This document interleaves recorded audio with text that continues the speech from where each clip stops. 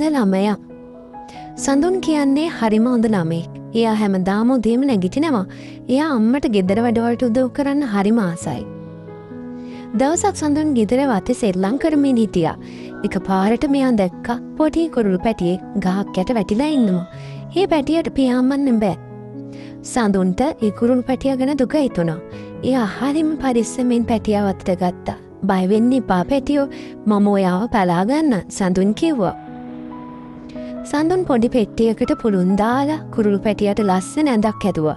එයා තාත්තගෙන් ඇහුවා පැටියට කන්න දෙන්න ඕන මොනවද කියලා. තාත්තයි සඳුනුයි එකතු වෙලා කුරුළු පැටියට කෑම දුන්නා. ටික දවසක් යනකොට පැටියා ටික ටික සනීප වුණා. එයාගේ අත්තට ශක්තිමත් වුණා.